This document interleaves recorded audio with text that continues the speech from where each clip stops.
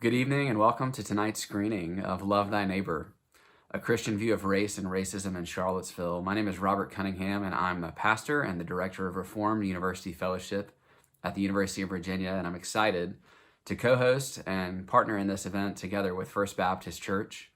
We are very excited for the opportunity to continue exploring this very important conversation for the sake of greater and fuller expressions of neighbor love in our lives and in our communities. I want to remind you that after the film, there will be a live Q&A discussion with the Reverend Dr. Jerome Lee, Dr. Lewis Nelson, and Pat Edwards leading that discussion. And we will have a link at the bottom of the screen at the very end of the film that will be a link that you can follow into that discussion, and we hope that you will join. Thank you again for joining for this event.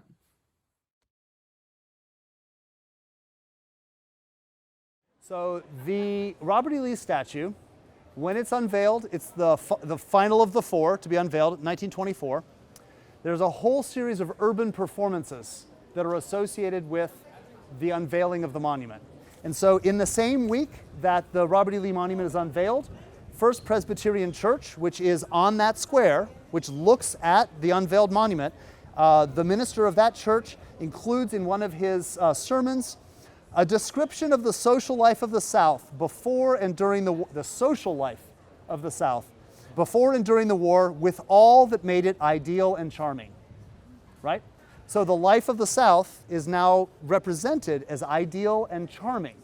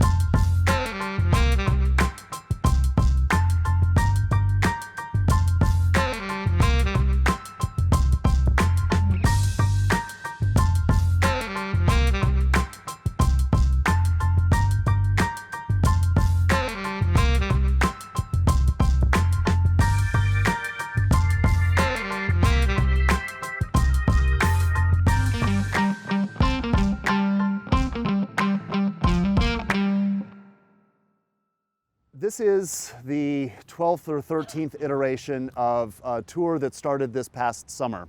And I've named the tour Race and Place.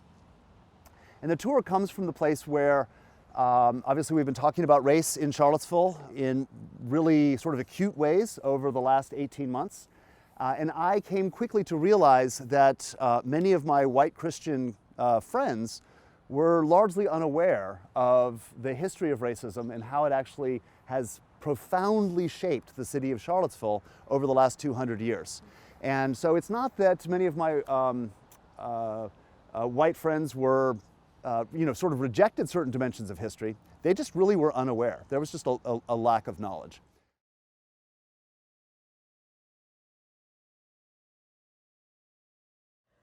And one of them, a lawyer, asked him a question to test him. "Teacher, which is the greatest commandment in the law?"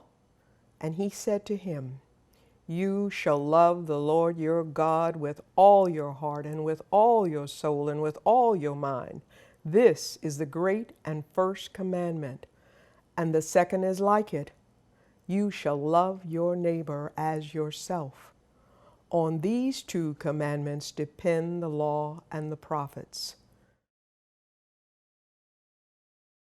If we in fact want to be a people of the truth, we have to be able to speak the truth. And if we're going to move ever towards reconciliation, truth-telling must be part of our DNA.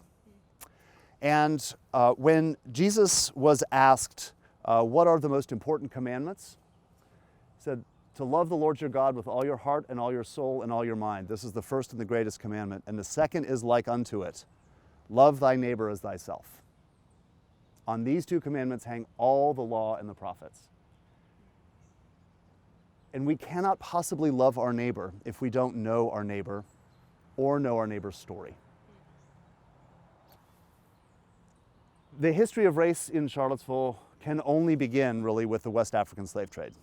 We have to understand that when we're talking about race in Charlottesville, that's in the larger context of the extraction of approximately 12 million people from West Africa and from Central Africa over the course of 3 centuries. We often talk about the Middle Passage as the slave trade, and that's absolutely true. But Charlottesville's story with the slave trade is its critical participation in the second slave trade. That 1 million or so people that are, over the course of a half century, forcibly relocated again from the Upper South to the Lower South, right? And that story implicates Washington, D.C., Alexandria, Richmond, Charlottesville, and other locations. And so when we're talking about the slave trade in Virginia, and we're talking about slavery and slavery's historical location and the dislocations of slavery, we have to recognize that it's actually an out-migration. It's not an immigration, okay? So with that. In the middle of all of that, of course, we have the American Revolution. Thomas Jefferson plays a critical role working with James Madison on the draft of the Constitution, the Declaration of Independence, all of these other documents that are so essential to the founding of the new nation.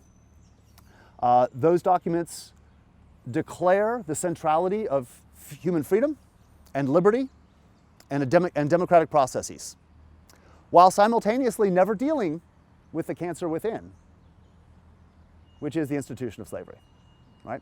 The failure of our founding fathers to properly grapple with and resolve the institution of slavery is something that would continue to haunt the foundation of the United States through its first 3/4 centuries. The high point of the African slave trade also marked, not coincidentally, the period in which higher education in the colonies expanded most rapidly. Sam the Carpenter shows up in the records almost from the very beginning. We have him tied to the construction of lots of different things, but particularly the roofing system of a couple of the pavilions on this side. He's actually in charge of completing one of the most important carpentry tasks here at the Academical Village. And that is the completion of a massive roofing system. These are really significant construction tasks. So he has, as an enslaved black man, he has people that are reporting to him so that he can complete that particular task. Sam the Carpenter, in addition to these roofing systems for both for pavilions and for hotels, which we'll talk about in a little bit, he is also completing dairies, a stable. He's also producing a barn. And so he's doing all kinds of heavy carpentry around the Academical Village for the full 10 years of construction. What's interesting about that is about halfway through that process, we see emerging in the records young Sam. And young Sam is almost always assigned to work with Sam the Carpenter as a carpenter's apprentice. And so we have no way of knowing that young Sam is actually Sam the Carpenter's son, but one can only imagine that that's probably true, right? So young Sam shows up, he's probably in his mid to late teens, and he is working here. He is also enslaved, working with his enslaved father, learning tasks in and around a community of both whites and blacks, enslaved and free. And Sam the Carpenter recognizes that he needs to train his son to navigate a landscape in which he will probably never be free. We have no emotional access to that, and it is inappropriate for us to try to gain emotional access to what that would be like. But we must just pause and recognize, how difficult must that have been to train up and equip your son, knowing that your son is always going to be working under the conditions that you yourself are subject, right? So it's totally appropriate for us to talk about Thomas Jefferson when we're talking about the Academical Village, right, and the University of Virginia. Completely appropriate. But we also have to recover Sam the Carpenter and the other men like him and fold their stories and their narratives also into the telling of this place. In fact, a university should not be a house, but a village.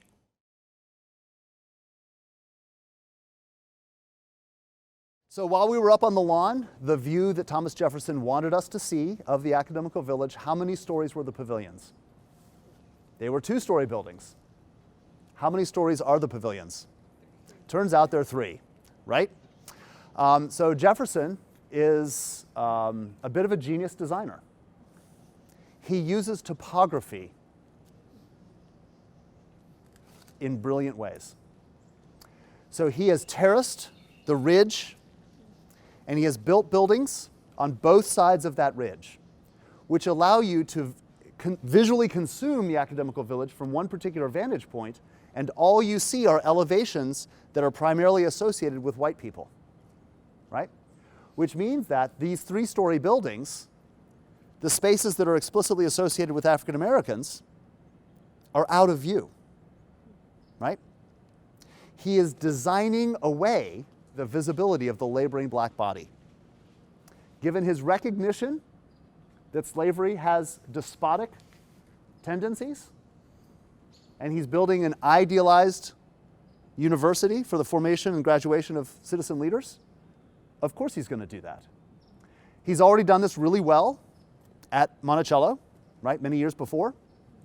Monticello, little mountain, he terraces off that top of that mountain, and he builds his house at one side, and then uses the ridges, the topographic change, so that when you're in the garden at Monticello, you can't see all of the spaces of labor, or the majority of the spaces of labor. They're submerged below ground, right? And so that's a tactic that works well, so he deploys it here at the University of Virginia as well. UVA is an architecture of democracy in a landscape of slavery. So if we take a look at Pavilion 4, which is behind me, Pavilion 4, of course, like all the pavilions, is a three-story pavilion. We know that the very first occupant of this pavilion is George Bladerman, who's a languages professor here at the University of Virginia.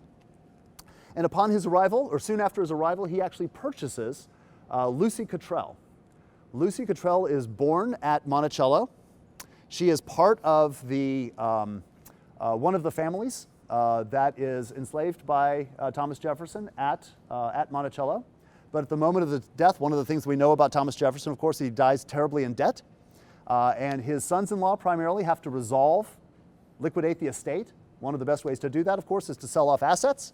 And so many of the slave families are sold as a result of the resolution of Thomas Jefferson's estate. So Lucy Cottrell and her two sons, her probably pre-adolescent sons at this point, and her ailing mother are sold as a family unit. There's some complicated exchanges, but they end up being purchased by George Bladerman. So when we look at this cellar space, we have to think about that as Lucy Cottrell's accommodations. Unit on the far left is the light that goes into her cook kitchen, right? And so that's her cook kitchen, and those are her accommodations. It's remarkable that Lucy Cottrell has a private chamber with 2 windows, a lockable door, and a heated fireplace.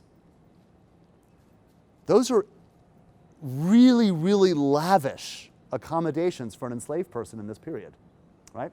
Now, when I say private chamber, I mean a private chamber that she, her 2 sons, and her ailing mother all occupy together. So there's 4 people in this space. And so it's important for us to recognize that she is the cook. She's probably purchased by George Bladerman, intended to cook for him. She might have learned some of the French cooking that Monticello would have been famous for when Thomas Jefferson, of course, takes an enslaved man with him, James Hemings. And that person James is actually trained in a French cooking school in Paris. And so Monticello had a very distinctive cuisine, differentiated it from many of the other households in Virginia in that period. It's possible, we don't know, but it's possible that Lucy Cottrell has learned some of those cooking practices. And so she's a fairly valuable person at the time of her purchase. And so she moves into, she's the first occupant of this space. And while we think of these spaces, the spaces we're occupying right now, of course, as a parking lot, we have to reverse engineer what that looked like. And in addition to all of the documentary evidence that we've been culling from Jewell and from other repositories of historical evidence, we've also been partnering with archaeologists. And so many of these spaces over time have been excavated by archaeology, and we have a better sense for how these spaces functioned. This is where we know that the academical village is overrun with hogs, And so there are hogs that are just, which is just true of, I mean, Virginia is overrun with hogs in the early 19th century. They're just everywhere, which is why we get pork barbecue, right? I mean, so there's a history there also to our foodways. So they are going to be slaughtering hogs and preparing hogs for salting and curing in these spaces. They're going to be plucking chickens. They're going to be butchering chickens. There's going to be kitchen gardens. All of those kinds of things that we associate with an antebellum plantation, they're happening right behind us, right? All of that work is happening here. When we experience the gardens today, the gardens behind the pavilions, they're absolutely beautiful azalea-lit spaces. Those are all repurposed in the very late 1940s and early 1950s. None of those would have been the beautified spaces that we experience today, right? One of the great things that we've come to realize is that these doors that are behind us, these black doors, these were entirely unprogrammed by Jefferson. The reason those spaces exist is because they bump up the student rooms so that the student rooms are on level with the lawn. Like, that's their only function. And so these spaces really were just raised foundations, never intended by Jefferson to function in any way. Which means as soon as the University of Virginia opens, they're game, they're free game, right? So these spaces become colonized by occupants in a lot of different ways. We know that the student residents of rooms 10 and 12, which are right over here, write to the Board of Visitors early on, or actually to the proctor, early on, complaining about the fact that Professor B's boys awaken us early in the morning with the clanging of the milk pans and the mooing of the cow that is stabled in the yard and cellar spaces of our rooms. UVA's famous curvilinear walls, the Serpentine Walls, almost all of them that you see are rebuilt between 1948 and 1952, right? But they're there. We know that they're there archaeologically. We found the footprints of them, but these are not Jefferson's walls. And same shape, curvilinear, yeah. Yeah, I mean, they're not rebuilt, they're moved, right? These alleys are wider than the alleys would have been because by the 1948, 1952, what do you have? Cars. Yeah, automobiles, right? And so they have to accommodate a different mode of transportation. So in that reimagining, you get the reconstruction of the walls, you get the installation of these beautiful gardens, but for us as scholars, we have to peel all of that back. And one of the important things that we've come to realize in the reimagining of these gardens is that these curvilinear walls, when they were first built, were not 5 feet tall, as they are today. They were 8 feet tall. They were closer together and 8 feet tall. How does that change your experience of these spaces? Claustrophobic, definitely. You can't see, right? So that as a white student, am walking between the range where I live and eat, and I'm walking up to the lawn where I'm taking classes, this is the white highway between those two zones. And these 8-foot walls separate me and my visibility from the laboring, again, of enslaved bodies, the signifiers of slavery that's unfolding all the time in those yards. We have a landscape that is populated almost exclusively by late teen and early 20s empowered white men. What kind of places are they coming from? They're coming primarily from plantations. How do they interact with enslaved people on their plantations? They presume mastery. These white men presume mastery. These enslaved people are actually not owned by students. The University of Virginia, in its founding codes, actually forbids students from bringing their own enslaved people. So that 140 so people that are here, a minority of them are owned by professors, but the majority of them are owned by hotel keepers. And so this is Hotel A, which is one of the 6 hotels. If the pavilions dominate the lawn, the 6 hotels dominate the 2 ranges. Those hotels are the dining halls and the provision of all domestic services for the student population. Every student is a member of one of the 6 hotels. The hotels are subcontracted out by the university to hotel keepers. So the building is owned by the university, but the hotel keeper is not an employee of the university. The hotel keeper is a subcontractor to the university, which means that if the professors are a minority owner of the enslaved population, who's the majority owner? The hotel keepers.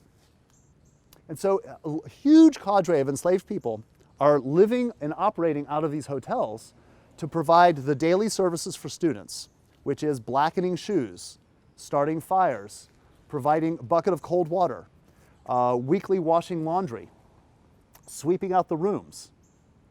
And so they have people who actually own them, who have given them tasks, and then they have a landscape filled with people who also feel perfectly free to give them tasks and responsibilities, even though they're not owned by that person.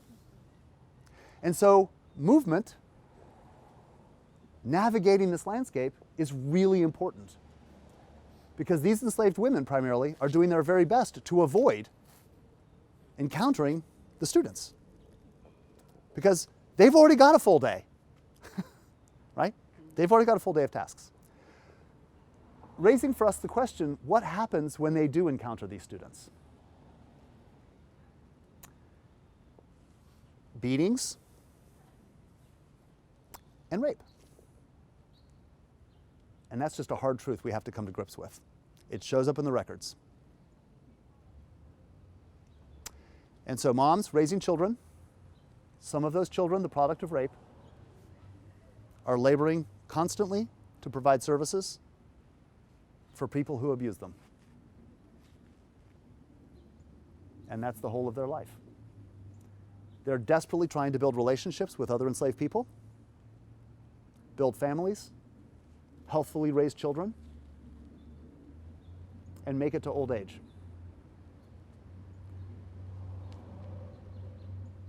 And so the human experience here, this is brutal and it's dehumanizing. And so when we think about Sam the Carpenter or Lucy Cottrell, we have the critical responsibility to rehumanize these people and recognize the extraordinary pressures they were under and the brutality and the violence that they survived in an effort to raise their children and to love. What does it look like to love in that kind of condition?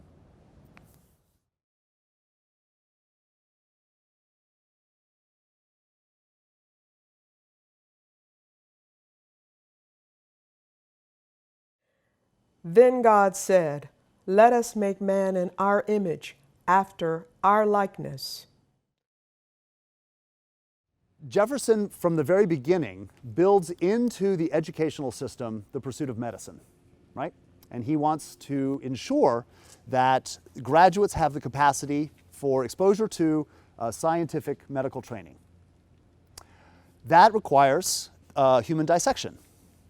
So Jefferson, from the very last building he designs, which is completed after his death, is the anatomical theater, right? A dissection theater where the professor can demonstrate a full body cadaver dissection for the students. Now, it's really important because this is the front edge of medical education, right? We have to keep in mind this is the early 19th century. Medicine is not quite as developed as we might want to think it is, right? There's some really crazy stuff that's still in the minds of the medical doctor at this period.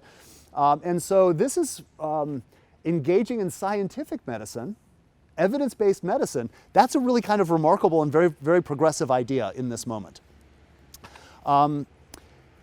Jefferson also knows that it's totally inappropriate for a professor to dissect a cadaver on their dining room table in their pavilion. So, by the way, this is going to need a space, right? So he designs the anatomical theater.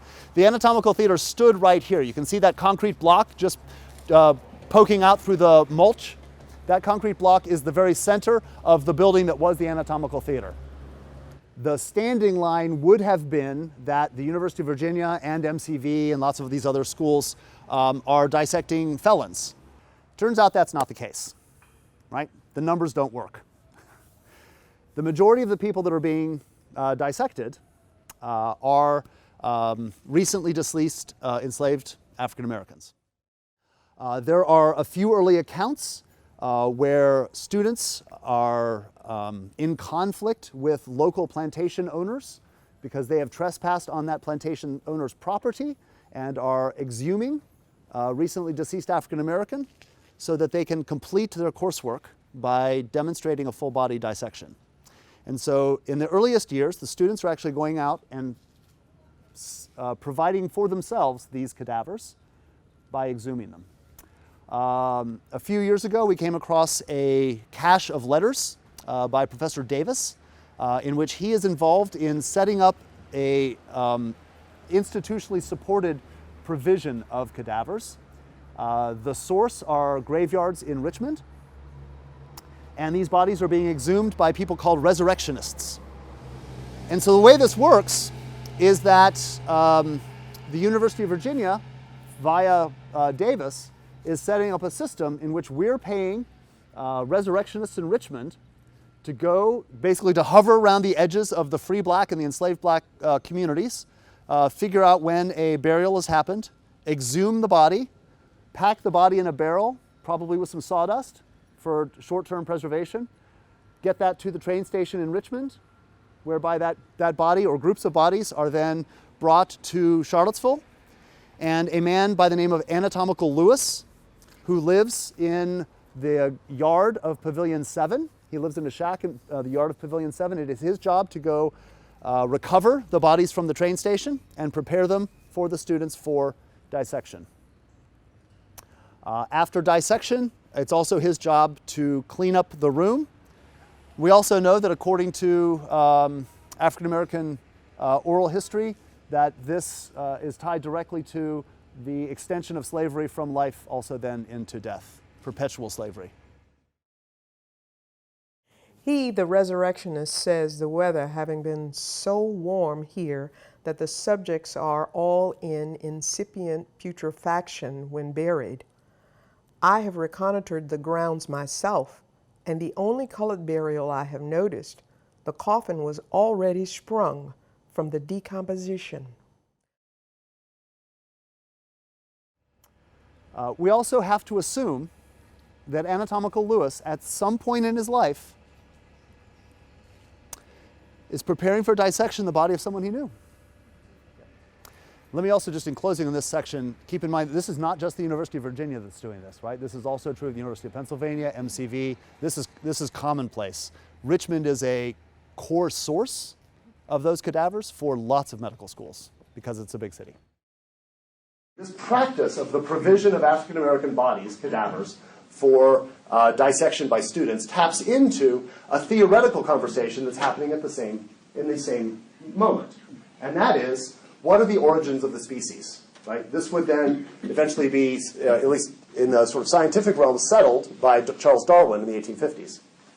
But Darwin's not coming up with this entirely on his own. There's a conversation that's been happening for not quite a century, but for some season before that, that results in what Charles Darwin would eventually publish in The Origins of the Species. When Thomas Jefferson is in Paris in the late 1780s, he writes his only treatise called Notes on the State of Virginia. And this is just one of a number of passages that Jefferson uses as a way of characterizing, using scientific observation, right, which is the Enlightenment mode, using scientific observation to differentiate between two different people groups, individuals that he sees as white and individuals who he sees as black. So what he's trying to do here is he's trying to parse the space to say, yes, they in fact are all a single species, right? African Americans and white Americans conform to a singular species. Why would he need to make that argument? He's committed to the theory of monogenesis as opposed to polygenesis. This is language from the early 19th century. What might polygenesis suggest? Different creation. Oh, wait a second.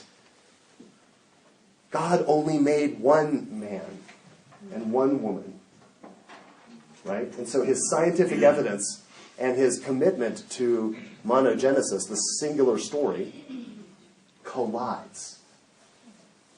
And so he resolves that by saying that there are particularities, right? That you have varietals, as you might in gardening. You'll have varietals with different colors, but within the same species. and that those varieties are produced by environment, what's the outworking of that thinking? African Americans are black because they come from Africa, which is hot. Right? So that sort of notion of environmental determinism of the color of one's skin as a result of the fact they're coming from a really, really sunny, hot place, it finds its origins in Cabell, right? Cabell resolves that. So one species dispersed in ancient times for the resulting of two varietals. This is the medical theory of the origins of the species that is being taught at the University of Virginia for 50 years. Cabell is the chairman of the faculty, so he is the most respected, the most celebrated faculty member on the faculty at the University of Virginia through the Civil War. He gives up that post to Paul Barringer. So it is our leading medical theoreticians who are the most well-respected faculty members on the faculty at the University of Virginia. Paul Barringer would take over that post. Barringer would arrive sometime in the sort of 1890s. In 1900, he writes this treatise, The American Negro, His Past and His Future. And he would continue to teach at the University of Virginia through the first couple decades of the 20th century. And so Paul Barringer would pick up the teaching of medical theory from Davis, right? And they would both be the chairman of the faculty. So that's the framework around race that's being taught across the University of Virginia, and especially in our medical school. Ivy Lewis, another educator at UVA, would also later write, "The mixing of whites and blacks was the chief cause of the fall of the civilizations of Rome, Greece, Egypt, and India." So not only was slavery, in fact, a historical good because it was a civilizing force, racial mixing is incomprehensible because racial mixing results ultimately in what he would refer to as the laxness of morals. This ties directly moral fortitude, intellectual capacity, and black DNA, right? This is presumed to be consistent in the early 20th century. So eugenics is being taught at the medical school. It is a presupposed condition of educational training for medical science at UVA through the opening decades and probably into the 50s and 60s among some faculty here at the University of Virginia. And so that's an intellectual and educational precondition. We have intense racial tension across the United States in the late teens and early 20s. And that actually would result in 1924 in the passing of two acts. But in 1924, the state of Virginia passes the Racial Integrity Act, which has at its core this phrase, the one-drop rule. It legally defines whiteness, and it legally defines blackness, right?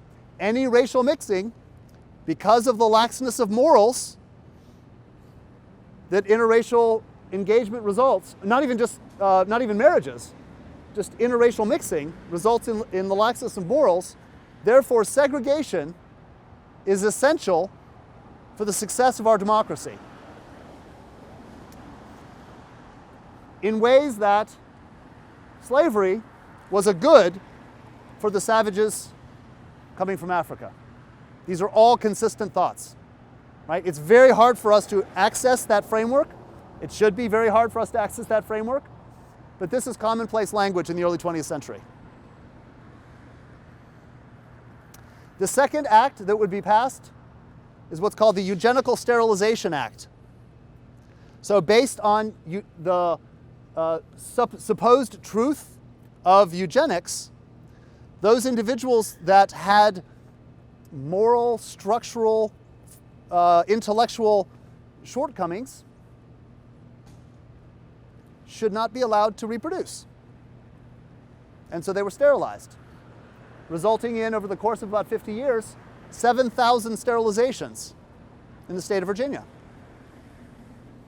So in 1924, we see both the Racial Integrity Act presupposing the rightness and the goodness of segregation for the protection of white integrity, and the Sterilization Act, which actually works to sterilize those individuals who do not conform to certain presupposed expectations on benchmarks of a racial hierarchy.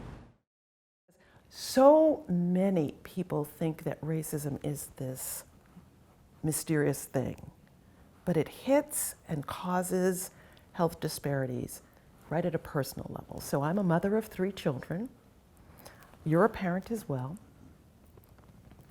And I tell you that when my children hit driving age, the same way you're going to have anxiety, I'm going to have anxiety. My anxiety is going to be different though. Because of structural racism, I'm worried not only that my children might drive poorly, but that they might get stopped by a police officer who is taught because of racism to be afraid of them, right? That police officer does not have to be a good or bad person. I've been stopped by that police officer, right? Where I'm driving out of my office at the university and the police officer stops me because of a tag, a taillight, anything, doing his or her job. In this instance, it was her, and she's trembling. She's not trembling because she's afraid of her job. She's trembling because she's afraid of me, right? So I'm up at night, every night, worried not only that my kid's driving is a problem, but that if they get stopped by the police and make one false move, they're dead, right? And I'm afraid of that night in, and night out, day out, right? In Charlottesville, over the past 25 years, on average, the difference in infant mortality rates between Black and white mothers has been an unacceptable average 2.5 to 3 times greater for Blacks than whites, right? So that would mean that over time, a Black mother in Charlottesville today is 2.5 to 3 times more likely to lose her child in the first year of birth, after birth rather, than a white mother is. Now, many times in public health, when we look at these types of disparities, we think they will correct when we control for education and for income, or what we call socioeconomic status. And how we know that this is just not a poverty issue, but a racial issue is this. If we control for income and education, we don't see that disparity disappear. So a middle-class mom who is making between $50,000 and $75,000 a year, who has a college education, still is over 2 times more likely to lose her baby in the first year of life than a white mom who is below the poverty line and has only finished an 8th grade education. So that's what we call a race-specific problem. The history of healthcare access for Blacks in Charlottesville is not that they were welcomed at either the University of Virginia or at Martha Jefferson, right? So the doors were open, but they were open to the basement. The doors were open, but they were open to inequitable care, right? So I think the well-meaning people of Charlottesville that I know, most of the white citizens of Charlottesville would say, that was terrible, and I'm so glad it's over, right? But the point is that it's not over.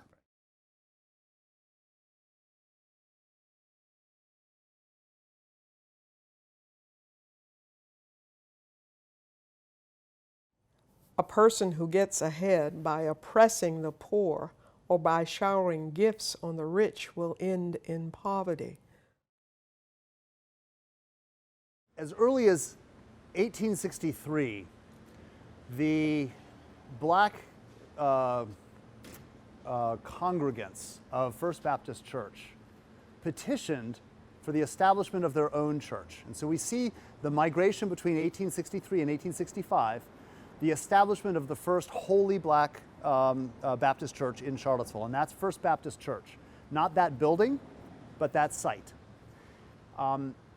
What's a little surprising about that, there's more than 100 individuals that are moving to establish that congregation within months of the conclusion of the Civil War, right?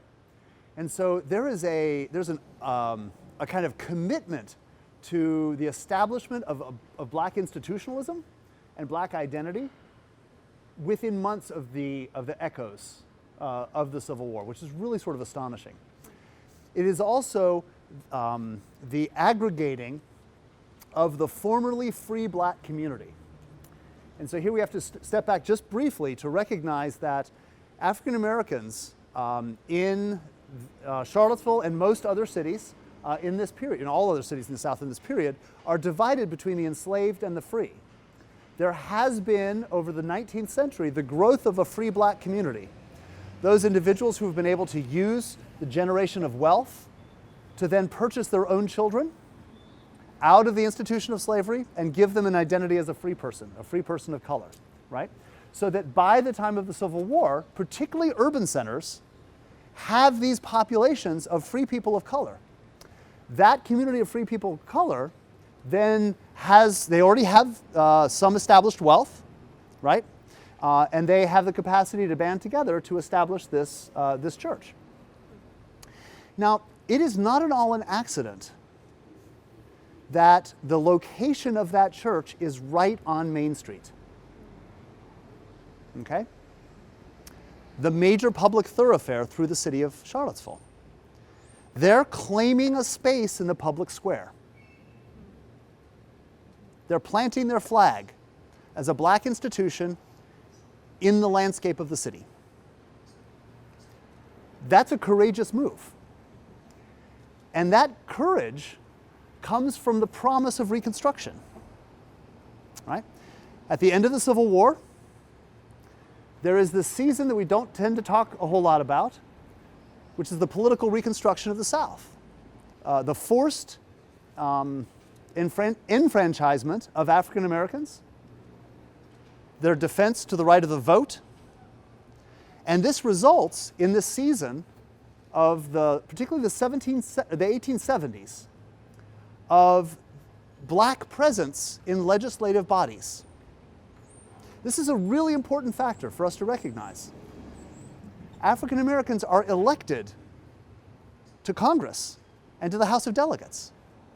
And they're being drawn largely from this established free black population.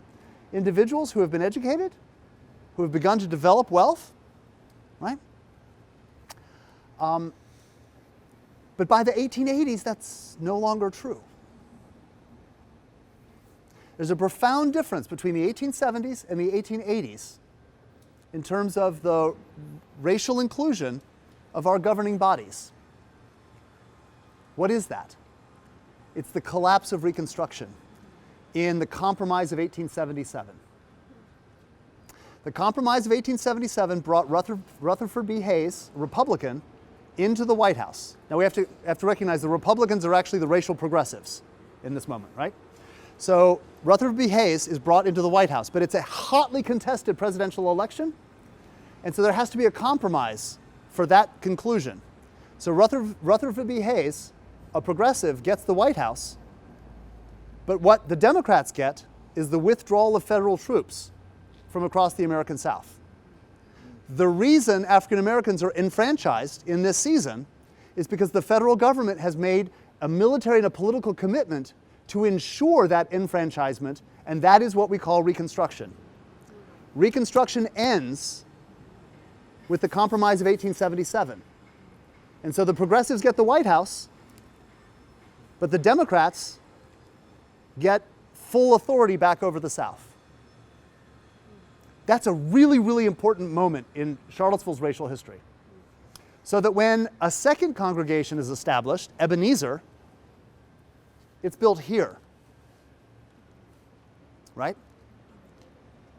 Firmly ensconced in the heart of Star Hill neighborhood, which is the middle-class black neighborhood, right? African Americans have been they've withdrawn because of disenfranchisement. They've withdrawn from the public sphere of the Main Street, right? That retreat has everything to do with the failure of the federal government to ensure the protection of their enfranchisement.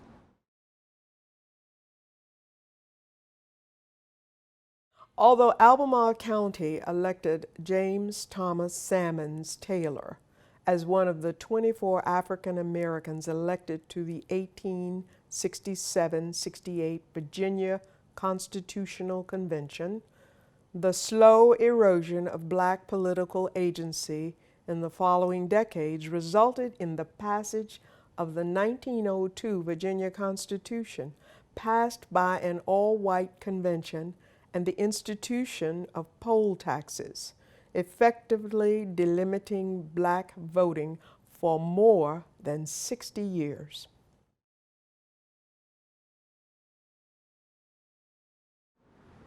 And so we see this season then between from 1877, the 1880s, into the 1920s, which is exactly the season that we've been talking about, with race riots, right? Wrongly called, wrongly named race riots, lynching, systemic disenfranchisement, eugenics.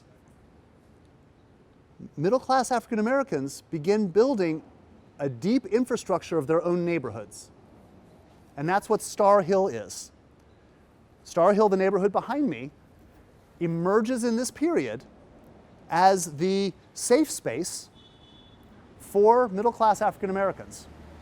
You also begin to see the rise of certain institutions, and we're going to talk about 3 or maybe even 4 here in Star Hill. The first we're going to talk about is this funeral home, Bell's Funeral Home. Bell's Funeral Home is established, as the sign says, in 1917. Raymond Bell, in the middle of the 20th century, would be one of the co-founders of the NAACP here in Charlottesville. And Raymond Bell would also be the very first African American on Charlottesville city school system. And so because of their social capital in the city, of course they're going, I don't know which church they go to, right? But there's these 2 African American churches that are really important. They're certainly attending one of those churches. They're an anchor of this community, right? And so they remain that way. And so Bell's Funeral Home sort of reminds us of the agency of African Americans to find cracks in the system, to exploit those cracks as a way of sustaining themselves in the kind of context of what everything else that's going on in the early 20th century in Charlottesville and all other cities.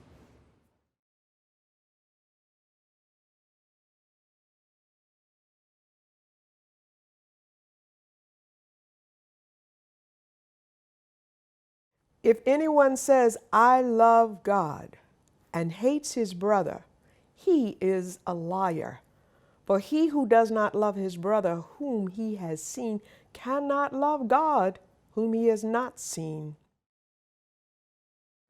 So when you actually look at urban morphology is the study of the shapes of cities, and you look at elevation in most inland cities, the vast majority of inland cities, the lowest occupied spaces closest to the core are almost always occupied by African Americans.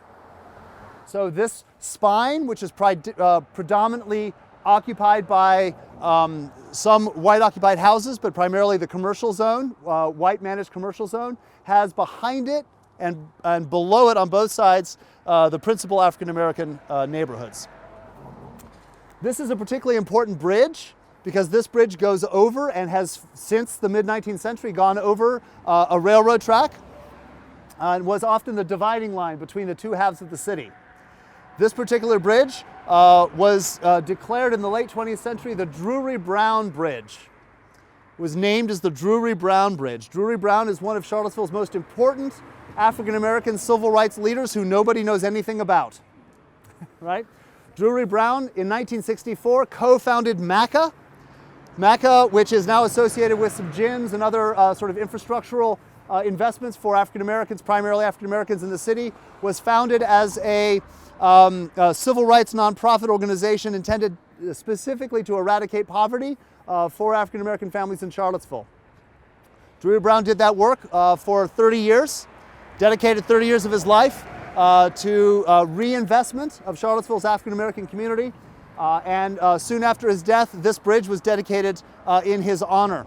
And you can see that, well, you can't see because they're positioned. As we're crossing, you'll see the names of plaques, and other people have been given the honor of Bridge Builder. The Bridge Builder Award is also associated with this particular bridge. And so individuals that have been committed to the health and well-being of the whole community of Charlottesville, a comprehensive and inclusive view of that well-being, are honored annually, and their names are placed on this bridge. So this is a really, really important bridge when it comes to civil action and the defense of justice for African Americans specifically in the city of Charlottesville.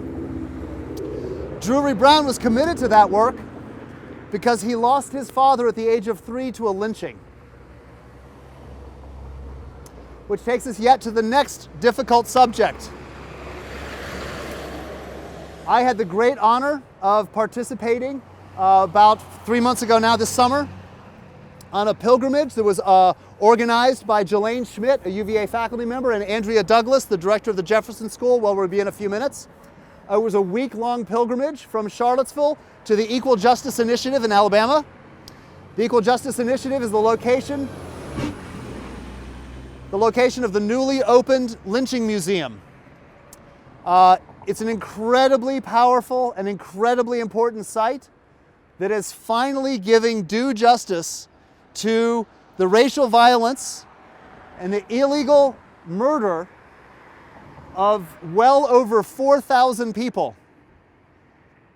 not just in the American South, but concentrated in the American South between the 1880s and into the 1930s. John Henry James was passing through Charlottesville. He was accused of making a pass of some sort at a white woman at Penn Park. That resulted in a group of white men accusing him and capturing him, detaining him. The city of Charlottesville was such up in arms over this assault on a white woman that he was actually relocated to Stanton for safekeeping while his trial was unfolding. The charge of assault of a white woman by a black man was the most common reason given for lynching. Recent DNA research demonstrates that more than 1/4 of African American men carry a Y chromosome of European origin, suggesting the historical reality was of white men assaulting black women. He was relocated because there was such a tradition in the American South of mobs of white men going and extracting these black men and just lynching them on the spot. White men who had full control of the justice system and the policing system supplanted that for their own emotionally driven, riot-based justice system. John Henry James was being returned from Stanton for his trial in Charlottesville. A mob of more than 100 men, none masked, stopped the train. They stood on the tracks to stop the train. The sheriff, who was bringing John Henry James back to Charlottesville, watched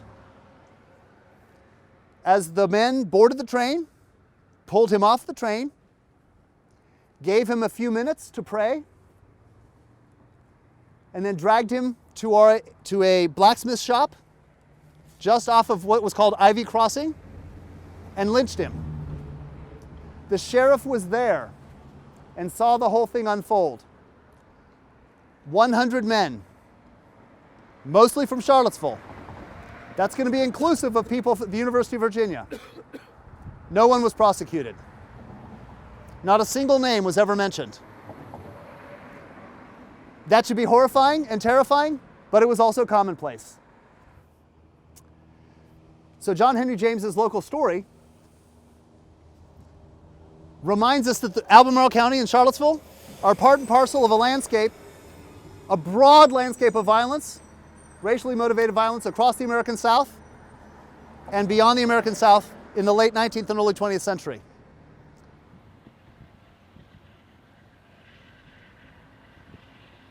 O my people out yonder, hear me. They do not love your neck unnoosed and straight, so love your neck. Put a hand on it, grace it, stroke it, and hold it up. And all your inside parts that they just as soon slop for hogs, you got to love them. The dark, dark liver, love it, and the beat and beating heart, love that too. So this is one of Charlottesville's two really important city squares, right? The other, of course, is now dominated by the Lee statue and was marked by most of the churches in the city of Charlottesville by the late 19th and early 20th centuries. This site was not surrounded by churches, but this site was surrounded by law offices, right? This is the political and legal heart of the city of Charlottesville.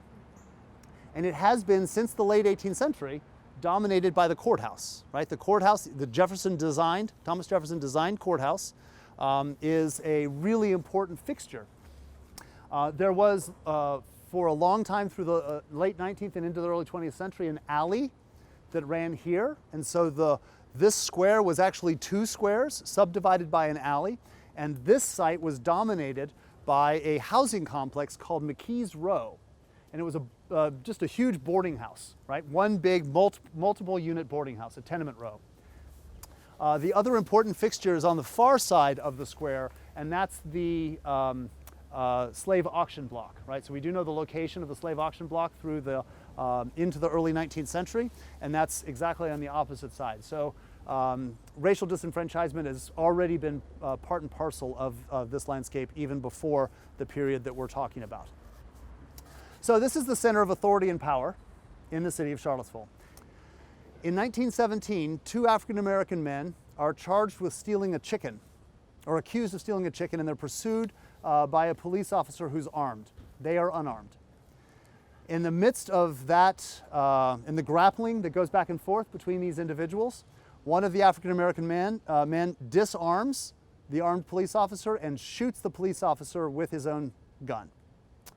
This results in the immediate incarceration of those two men in the jail that is just down this alley. So if you follow this alley over the street, you'll actually see a gray stone building. That's the building where these two men were temporarily held in the days after their capture. 2 nights later, there emerges a crowd of some hooded but most unhooded white men with torches surrounding the jail, demanding the release of these two men to the crowd. 1917, what are their intentions? It's a lynching, right? So this is a lynching mob. And they have every intention of a double lynching on the location of the shooting of the white police officer. The newspaper account the next day unfolds the event over the course of the night before in extensive detail. The tension grows over the course of about 8 to 10 hours. At dusk, or at nightfall, the crowd grows. We know that they're actually gathering because the streets are named. They're coming down this alley. There's so many of them. They're filling the alley. They're filling the side streets as they're catcalling and chanting for the release of these two men from the jail.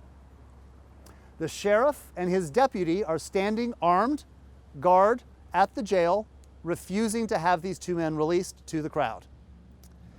The sheriff is getting increasingly anxious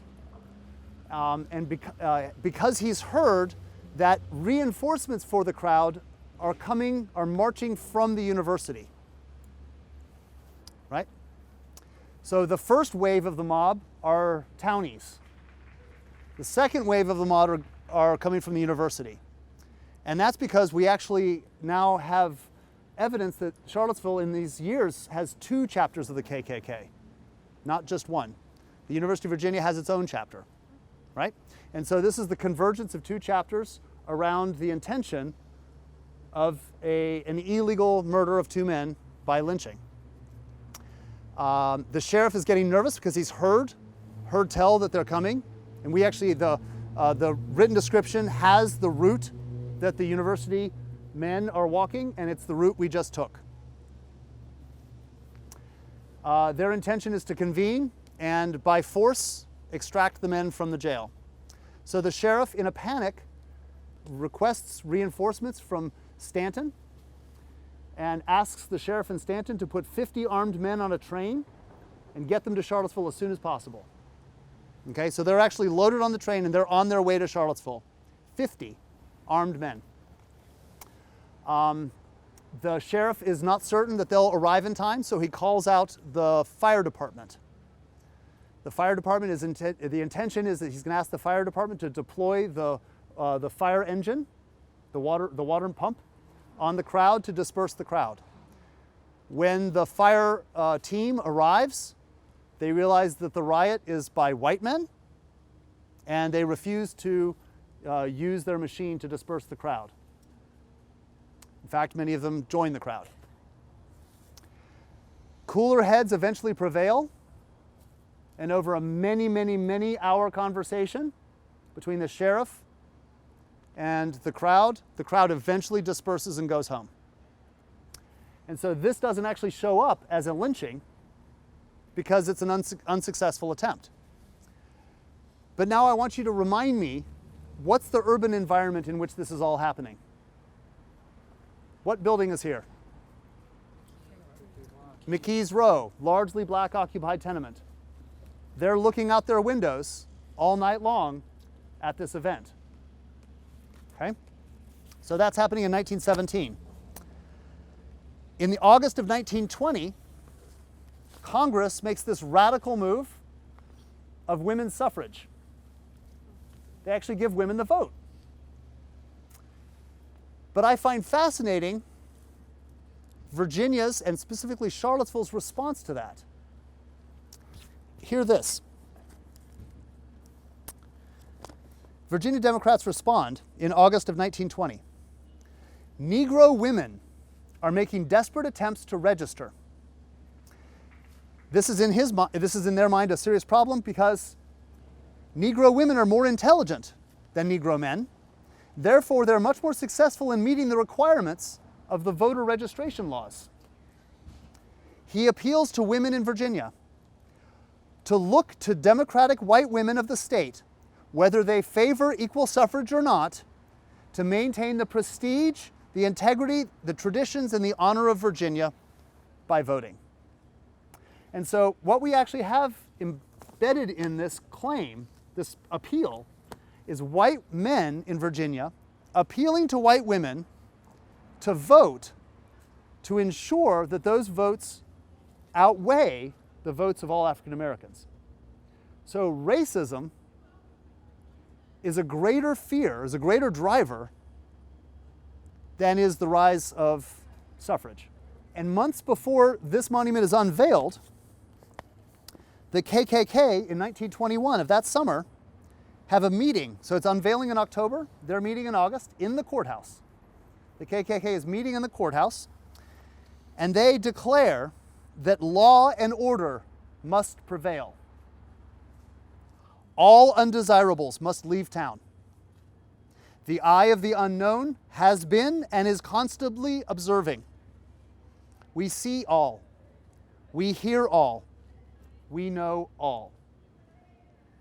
Now, this is a bulletin that's posted all over Charlottesville inviting people to come to the KKK speeches that are being held in the courthouse 3 months before this monument is unveiled. It's also an invitation. It's a recruiting event. They invite any 100% white, native-born American man who holds to the tenets of the Christian religion, free schools, free speech, free press, law enforcement, liberty, and white supremacy. And so if you're willing to and aligned with all of those initiatives, you are welcome, and you meet the rules, you're welcome to join the KKK, right?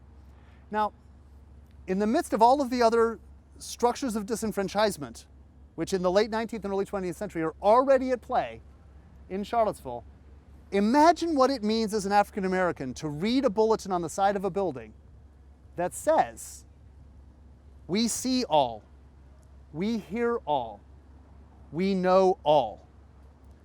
Why do the KKK wear hoods? It's a strategic move to mask their own identity so that you as an African American have no idea who's in the KKK and who's not. Every white man then becomes the KKK for you.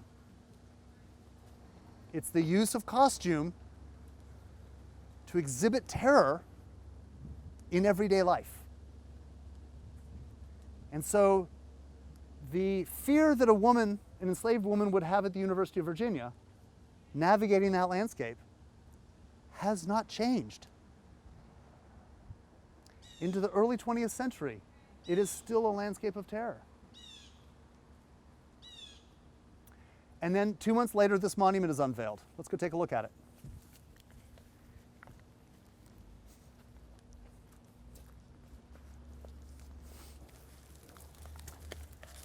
Okay, so once again, the subject of this monument, of course, is Stonewall Jackson, the Civil War leader.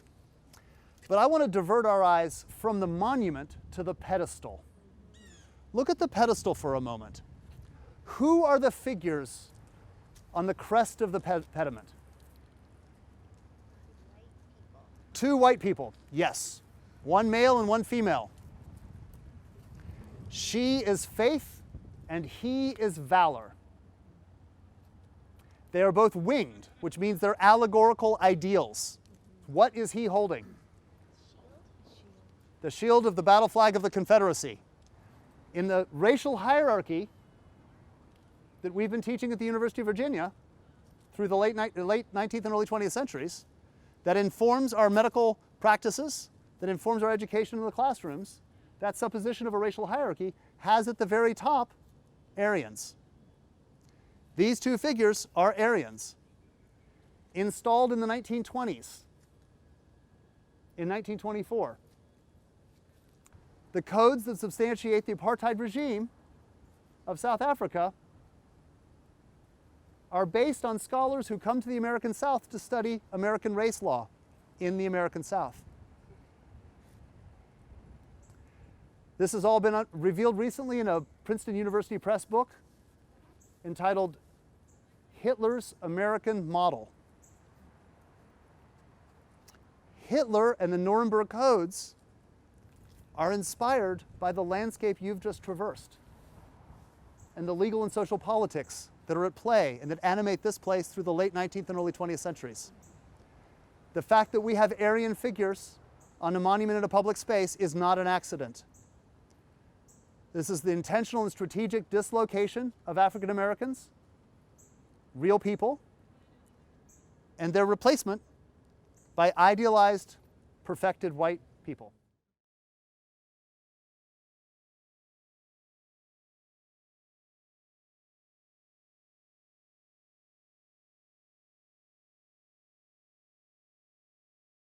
The rich man had many flocks and herds, but he took the poor man's lamb.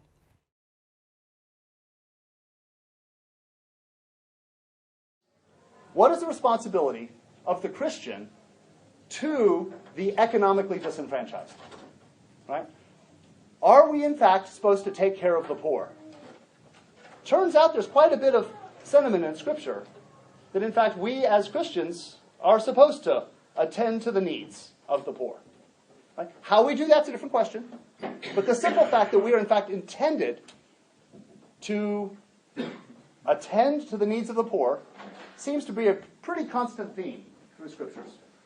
The average black family in America today has between 1/7 or 1/10 the wealth of the average white family in America today. What is wealth? And how is wealth different from income? Personal gain over time plus inheritance. What is the foundation of wealth in America? Home ownership. What we have to recognize when we look at a neighborhood like Star Hill is that unlike white neighborhoods, which are purely residential, Star Hill is mixed use, professional residential, because most of these black professionals don't have nearly the access to office spaces, right? They don't have that kind of capacity, either financially or just in terms of being able to navigate white spaces. And so this space is a little city inserted in the middle of the city. So we have the funeral parlor, we have the doctor's office. This really fantastic building immediately behind you with the Corinthian columns was initially built as a church, but fairly soon thereafter, it transitions into Barrett's daycare. So if you're familiar with Barrett Early Learning Center, that's the same company. If you have hope of sending your kid off to schooling, which we'll be talking about in a little bit, you're going to have to pay for that. That means mom has to work also, right? And so black families are having to make a very conscious and regular choice about being home with their kids or sending their kids to daycare so that their future kids might actually have the possibility of an education. And so we see the rise then of Barrett's daycare, which is the state of Virginia's oldest continually operating daycare. Not at all an accident that it's black founded and black managed, right? It's established in the 1930s. So Barrett's daycare is the third of three institutions. The last is this brick-fronted building. So if you take a look at this white building with the brick front, that was the residence and offices of a financier and mortgage company. The city of Charlottesville, like many other cities across the state of Virginia, established a segregation code in 1912. So there is officially on the books a segregation code that says this neighborhood must be exclusively white, this neighborhood must be exclusively black, right? And so if you're seeking to be a homeowner, the racial codes of the city say you can only buy houses in certain areas, right?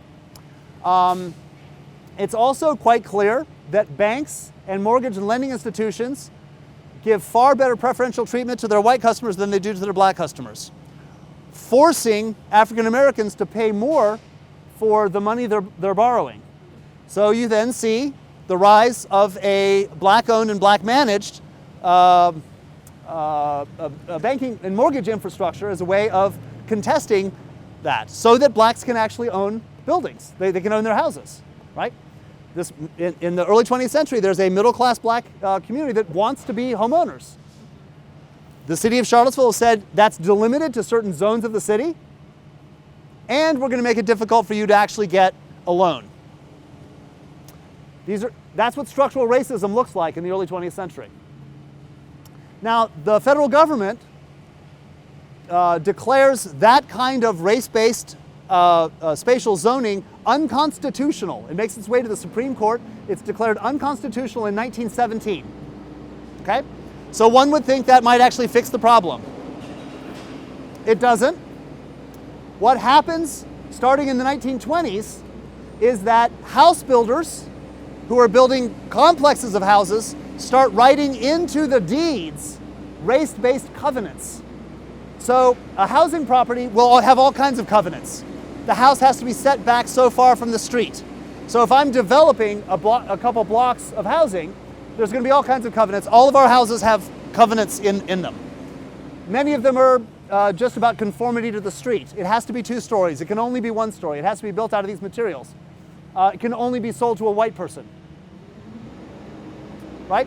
So when neighborhood zoning by race becomes unconstitutional in 1917, you then see the rise of race-based covenants, which are then written into all housing covenants.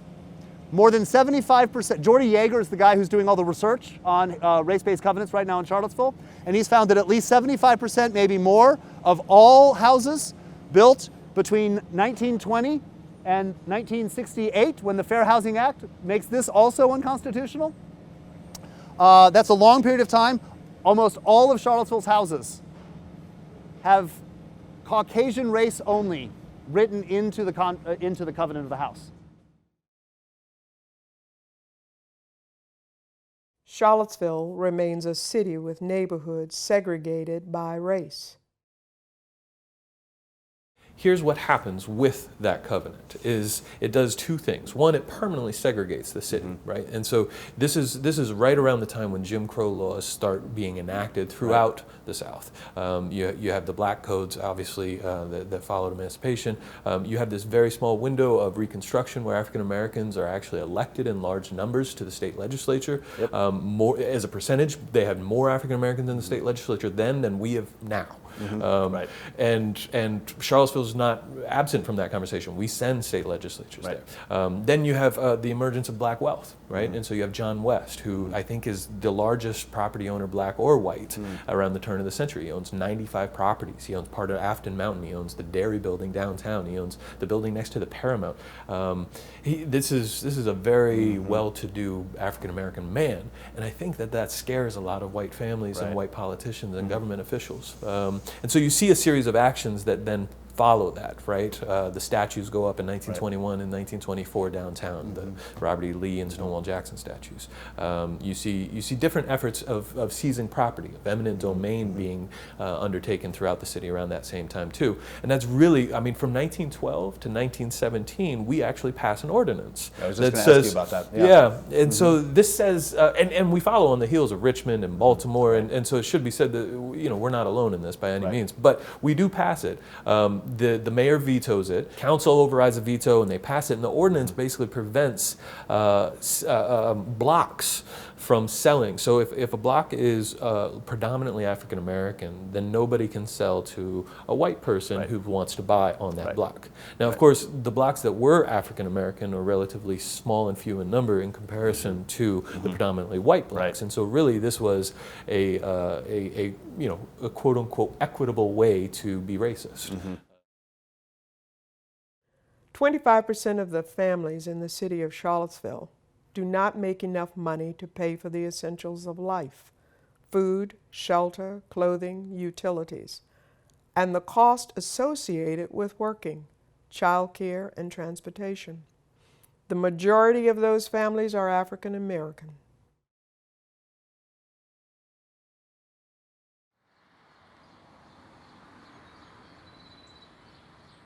So if you duck under that tree, you can see an old brick building with a gray wood addition behind it. That building is Inge's grocery store.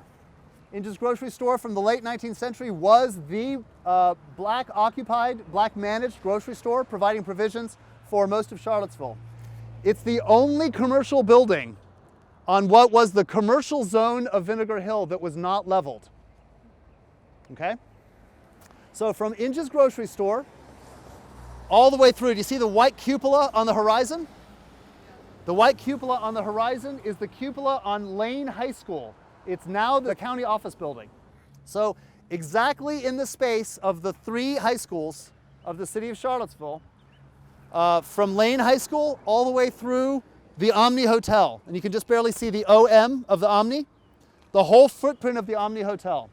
That was the Vinegar Hill neighborhood. The Jefferson School stood at the bridge between Star Hill and Vinegar Hill. Star Hill is on a higher elevation, Vinegar Hill is on lower elevation. The vote was taken in 1960, within months of the integration of these schools. The vote was taken in 1960, and by 1964, that work was being enacted on the urban infrastructure of Vinegar Hill. Hundreds of houses, a church, and 29 businesses were leveled as a result of the decision to engage in urban renewal in that year. Urban renewal is the taking of bulldozers and leveling everything in its way, right? It's the seizure of land by eminent domain, by a government institution, for the prospect of urban improvement, right?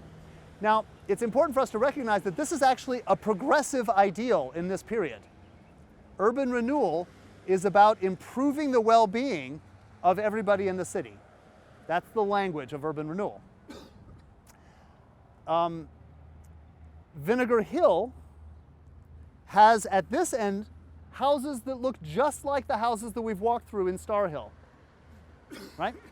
But as you move down the hill, you get to what was called the Bottoms. And the Bottoms was the washout zone.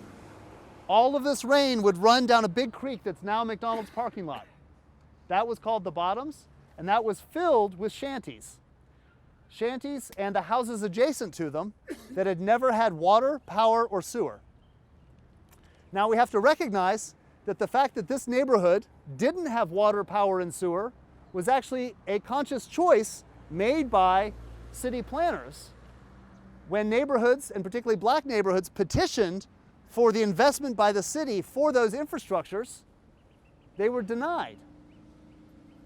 So the city is making choices to enfranchise some neighborhoods with water, power, and sewer, and not to enfranchise other neighborhoods with water, power, and sewer. Yet in 1960, the city government makes a choice to level this neighborhood because it doesn't have water, power, and sewer. Right? It's unhealthy and it's unsightly. And so it's in exactly the same moment that the housing project that we now call West Haven was built to accommodate all of the people who'd been forcibly removed from their houses by eminent domain from Vinegar Hill. Now, some families who owned their houses were able to relocate to other districts of the city, but a big chunk of these houses were occupied by tenants, African American tenants, and they were all removed to West Haven. And so if at city council meetings you hear and feel the anger of residents of West Haven, you get some sense for where that anger is coming from. The city has been unjust to and keep in mind, this has happened in the 1960s. The older residents of West Haven were born and grew up here.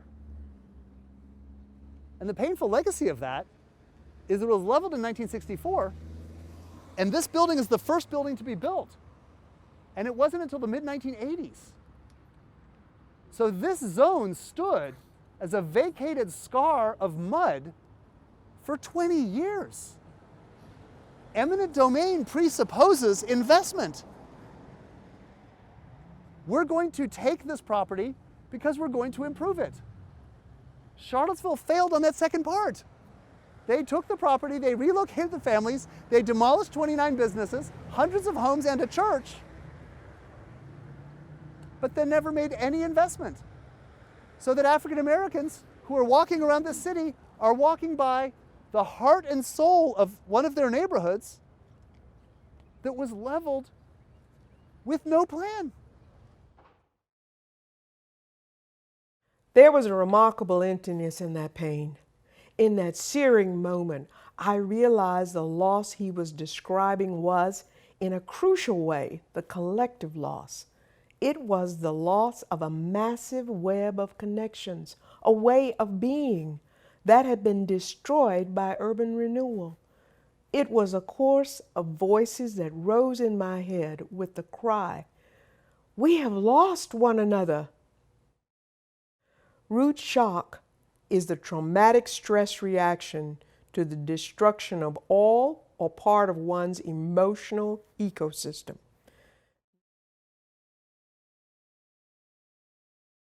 When I'm in trouble, if I find myself in crisis, I'm going to rely on my friend network. If I am an upper middle class white man, as I am, my friend network has an enormous power. They have all kinds of connections. They have resources I can lean on, right? So when I hit crisis, I'm fine. But if all of my neighbors and all of my friends have had limited access as I have, then my social network is significantly more constrained, so that when I hit crisis, I'm much more likely to collapse under that crisis. 2018 marked the 50th anniversary of the Fair Housing Act. But since 1900, the gap between white and black home ownership in America has expanded. Since 1900, the gap in home ownership has expanded.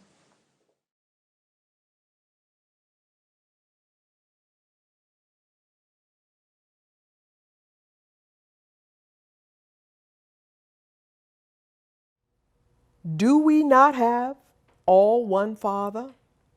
Has not one God created us? Why do we deal treacherously each against his brother? So the Jefferson School is established in 1865 as the black school in Charlottesville, right? A lot of black agents together with some of their white allies for a brief season established the Jefferson School. And it becomes a critical backbone of the black community in Charlottesville, together with First Baptist Church. So the Jefferson School is sort of fully recognized, is presupposed in this period through Reconstruction and immediately after Reconstruction that of course blacks will be educated separately from whites. This becomes instantiated in what law in 1896? Or what court case? Plessy versus Ferguson, right? Plessy versus Ferguson, 1896, establishes a legally defensible clause of what phrase? Separate but equal, right? This becomes operational, essentially operational law through the first half of the 20th century. Plessy versus Ferguson instantiates what was already being practiced here in Charlottesville, and that is clear segregation or clear separation between black education and white education. By the time I was in the 7th grade, my mother and father were approached to allow me to go to be a part of integrating the school system. Because what they were looking for were the best students, the cream. And my mother and father wouldn't let me do it. And I remember crying. I remember coming home and finding out that they had made the decision that I couldn't go. Wow. And I remember lying on my bed and crying and crying. But the truth is, I'm glad I didn't, because I got to have opportunities I would have never had. And I think I grew in a different way because of those opportunities. I think I might have had anger that I don't have, for one thing. Sure. And so I'm not sure of all their reasoning, but they decided, I think, to continue that nurturing and that protecting. Yeah. Well, I can only imagine as a parent myself, it's a tough spot when you feel like there's a right choice to be made, but at the cost of my kid. Yeah. Right? That's a hard. And I mean, I admire those mothers and fathers who did, but I appreciated mine too. I didn't at the time. Right. You were angry. Yeah, at the time I was very disappointed. You know, I was like, hey, I'm 12, I'm ready for this, I can do it. Wow. Charlottesville's black-white educational achievement gap is among the worst nationwide, and that gap is growing. Now, Jefferson School is established as a grade school, right? And it does not have a high school. The absence of a black high school is a continuous thorn for black leaders in Charlottesville. And in 1919, the pastor of First Baptist Church named Clarence Long has finally had enough, and he agitates and gets all of the other black ministers in Charlottesville for the course of a season to preach against educating especially black boys to work with their hands, right? Because the educational system presupposes that black boys are going to graduate and go right into the manual arts, right? What does that mean? Carpentry, masonry, right? Why is that? Because of course we've been, we believe racialized eugenics, race-based medicine. We all know that African Americans don't actually have an intellect. There's no point in sending them to high school and then on to college, because of course the science coming out of the University of Virginia has reinforced the simple fact that a grade school education is sufficient. Clarence Long, together with a number of the other black ministers, reminding us that the place of the black church has always been around issues of social justice, right? That politics and black religion are closely aligned, because the black church has been the anchor institution for black communities. So Clarence Long and his other African American ministers band together and they preach a series of sermons agitating against this. The response by the white, I was going to say the white dominated, it's not white dominated, the exclusively white Charlottesville City School Board is fine, that's great. And they take out the wood shop. So if you don't want to educate your kids to the manual arts, it's not that we'll improve the educational system, they actually take out the woodshop. Fine, they take the woodshop away. So by 1926, things have gotten frustrating enough that the African American community has finally convinced the city school board that African Americans have a right to a high school education. And the first move is, great, we'll give you a high school education, except that it's only 2 years. It's 9th and 10th grades. They still can't graduate with a diploma. Within 3 years, it's demonstrated that the pressures are so great, there are so many African American children that are doing well in those 2 grades, that the white school board finally caves and actually gives them a full 4-year high school education, so that by 1926, you can be black in Charlottesville and actually graduate with a high school diploma. Think about that, what I've just said. So from 1865 to 1926, if you're a lower middle class or middle class black family living in Charlottesville, how do you send your kid to college? It's just not even on the radar unless you have enough wealth to pay a remote tuition and to board your kid. That's a structural limitation that says you simply can't go to high school. You simply can't go to college.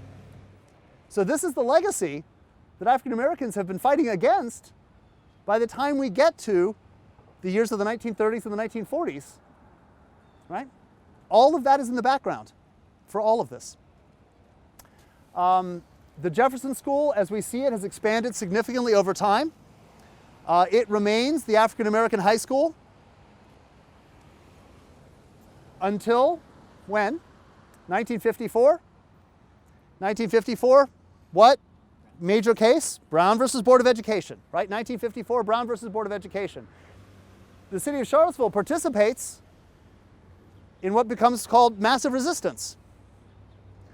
So we just say, no thanks. We do not, the city of Charlottesville does not integrate its schools.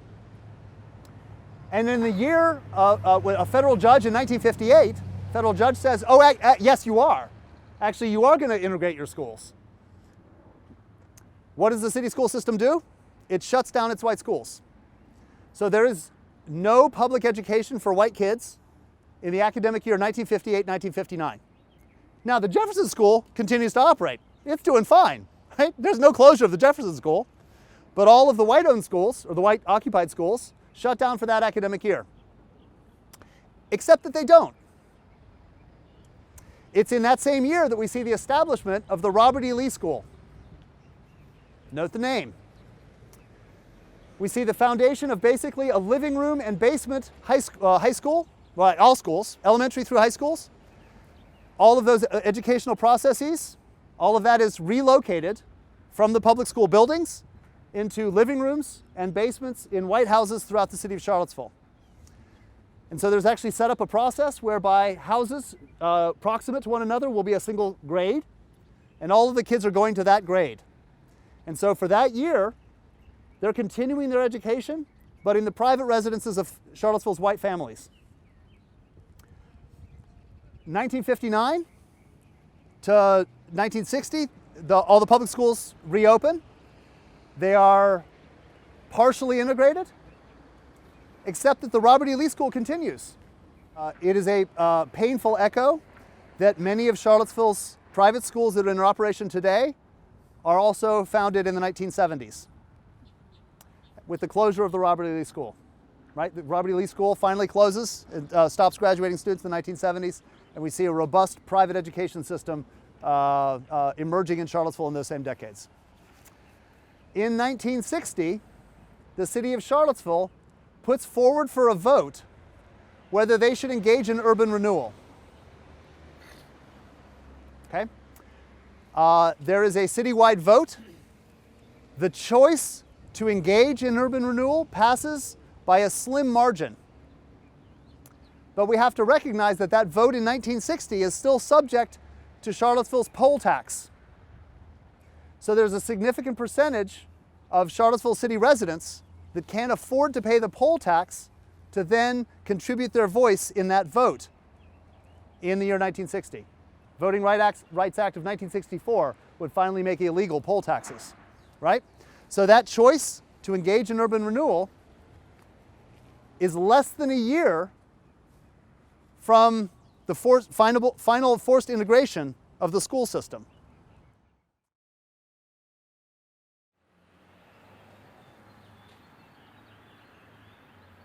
Here's what I think history tells us about the fundamental problem, and bear with me for a while, because you referred to the history of eugenics.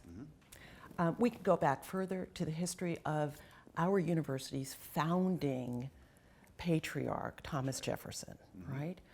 And he's not unique, but I'm going to pick on him because he left us a book. He left us the notes on the state of Virginia, and so we know this principle that I'd like to name and call dehumanization. And dehumanization of blacks is not only at the core of the explicit and blatant historical racism that you've described, but I'd like to suggest that dehumanization has seeped into and permeated even our understanding today. Now that might be surprising because you will not hear very many of the good white folks of Charlottesville say the kinds of things that Thomas Jefferson said about blacks. Right. Right? They Right. don't love, We're they too don't polished. grieve, right? Yeah. They're like orangutans, and they are so many horrific things. Move that forward to the eugenics movement and how this false, as you put it correctly, science tried to create an inferior and superior race from a falsely scientific perspective. And that, Lewis, I would suggest, is the dehumanizing fundamental belief system that operated blatantly. It fueled massive resistance. In my research, I go and I look at the files of the school boards and the letters that were written to explain why amalgamation, why blacks and whites couldn't go together. And we're still talking about a population, blacks, that were believed to be subhuman. Right. If it is true that what is at bottom, or at least an important part of the explanation for why these differences continue to persist, is this subconscious notion that blacks are somehow different than, that I am not morally responsible for those differences. The differences have moved on, have changed. We don't see those blatant things. If that's true, then I'm going to use my faith tradition. What we know about being a Christ follower is the key. Is the key to solving these puzzles. And these puzzles are not simple, right? But it is the key to solving the dehumanization assumption, right? And so, when Charlottesville saw a series of events that brought the KKK unhooded, courageous and bold, many of Charlottesville's white residents were astounded, shocked. How could these people from the outside invade our peaceable city? But what that fails to recognize is that for our African American neighbors, this is yet one more eruption of a landscape of white supremacy and racialized marginalization that has been true for centuries. For the African American in Charlottesville, this is just one more chapter. Here it is again, no surprise. And so those of us that love Charlottesville and have loved Charlottesville tend to view that through pretty wide eyes. And that isolation is a result of the segregation that's been inscribed in our landscape for centuries and that shape our friend networks and our social structures and our churches. And adopting that framework of celebrating the peaceable city of Charlottesville and not recognizing the legacy of white supremacy and marginalization that's been inscribed in this landscape for centuries is simply not hearing my neighbor. It's choosing deafness. And for us to jump too quickly to a language of reconciliation fails the test of truth. Because we can't begin to have a conversation about reconciliation until we begin to have a serious conversation about truth-telling. And that's why we as Christians are particularly responsible. If we claim to be truth-tellers, we must own this truth. Because this is who we are. This is the legacy that we've inherited. And the future of the city of Charlottesville lies on our shoulders collectively, white and black. But we can only lock arms with our black neighbors until we actually know them and know their stories. There will be no reconciliation while Charlottesville remains segregated. Because that landscape of segregation is today. That landscape of isolation and marginalization is still today. Until we do that work, table reconciliation. It's not an option.